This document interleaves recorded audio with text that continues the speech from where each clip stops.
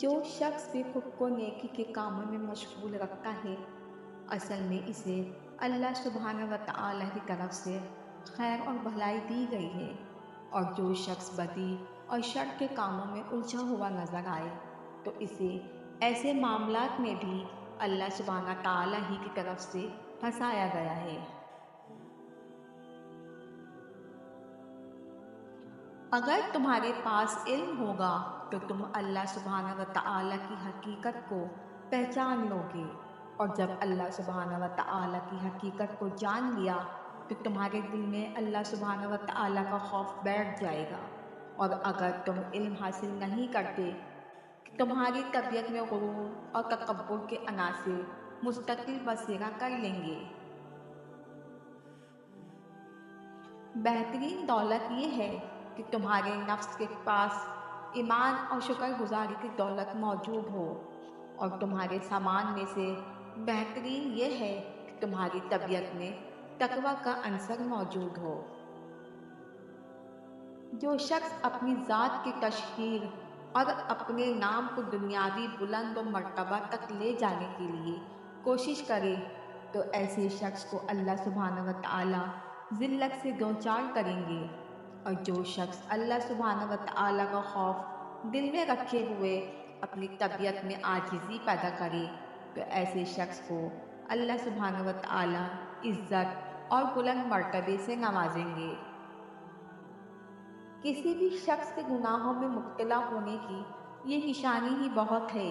کہ جب اسے گناہوں سے باز رہنے کو کہا جائے تو وہ یوں کہے کہ تم اپنی فکر کرو اور میری بات چھوڑو۔ اگر کوئی شخص کسی یتیم کے مال میں سے کچھ حصہ ناجائز طریقے سے حاصل کرے تو یہ اس کے لیے بدترین کھانا ہے۔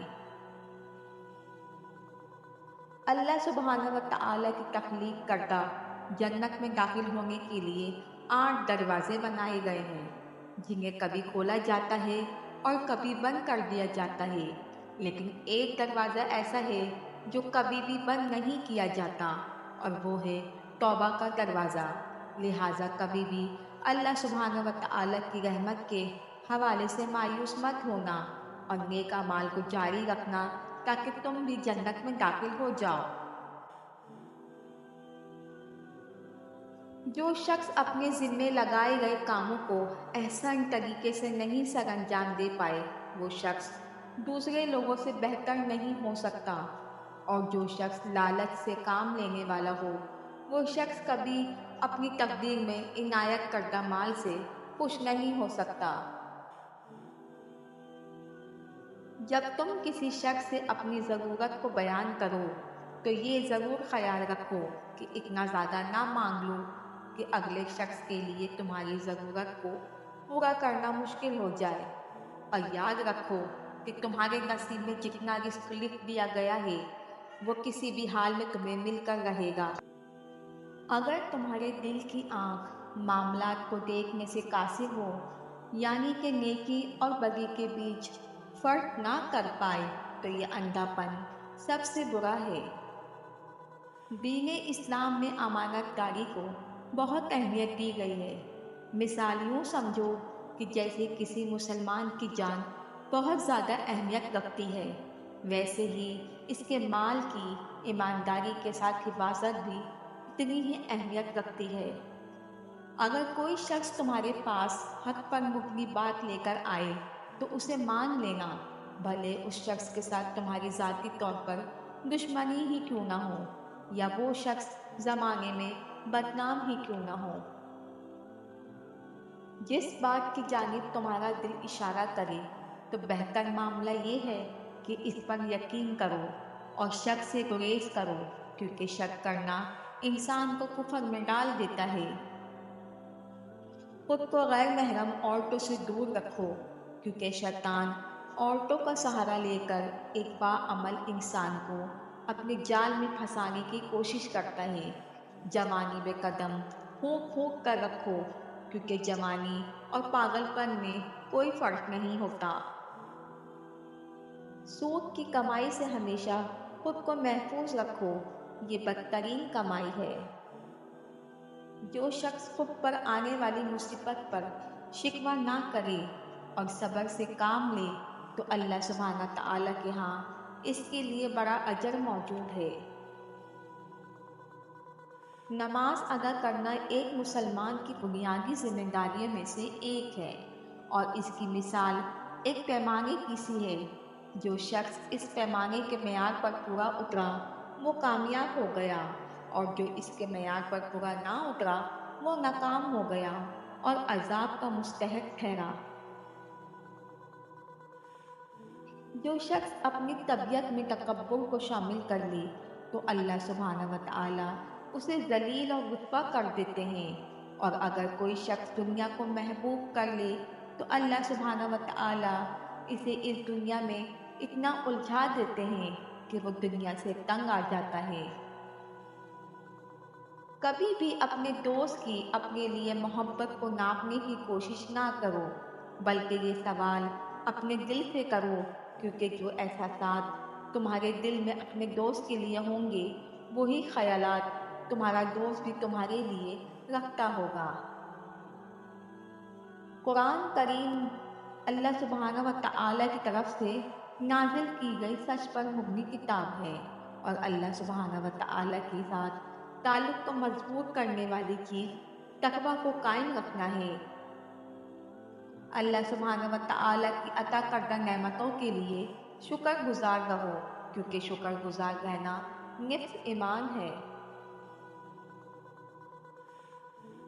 اس دنیا کو ہمیشہ ایک عارضی ٹھکانہ سمجھتے ہوئے ایک مہمان کی مانند اپنا وقت گزارو۔ ایسا کرنے سے تمہیں یاد رہے گا کہ مہمان ہمیشہ کے لیے نہیں رہتا، آخر کار اسے اپنے حقیقی گھر چلے ہی جانا ہوتا ہے، اور جو چیزیں اپنے عارضی قیام کے دوران استعمال کے لیے لی ہوں انہیں واپس کرنا پڑتا ہے۔ اگر کوئی شخص تمہارے پاس جھوٹ اور باطل پر مبنی معاملہ لے کر حاضر ہو تو اسے بنانے سے انکار کر دینا، بھلے وہ شخص تمہارا قریبی عزیز ہی کیوں نہ ہو۔ اس دنیا سے اچھے لوگ کوچ کر چکے ہیں، اور اب صرف برے اور باطل پر مبنی لوگ ہی باقی ہیں۔ سو آج کے دن اگر تم کامل ایمان کے ساتھ زندگی گزار رہے ہو تو یہ اللہ سبحانہ و تعالیٰ کی طرف سے تمہارے لیے تحفہ ہے۔ اگر کوئی شخص اپنے وقت کو ایسے گزار رہا ہے کہ نہ تو وہ دنیا کے کسی عمل کو کرنے میں مصروف ہے اور نہ ہی آخرت کی تیاری میں مشغول ہے تو ایسے شخص پر میں ناراض ہوتا ہوں۔ اپنے نفس کی تربیت اور اصلاح کرنی چاہیے کہ اگر نفسا نفسی کے عالم بھی آ جائے اور ہر جانب کفر اور بدی کا غلبہ ہو تو ایسے وقت میں بھی تمہارا نفس تمہیں بدی اور کفر کی جانب مائل ہونے نہ دے۔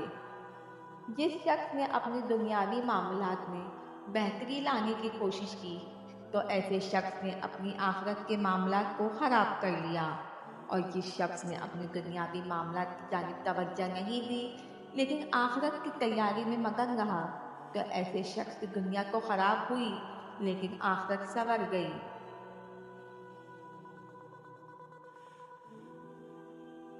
ہر دن کے آغاز پر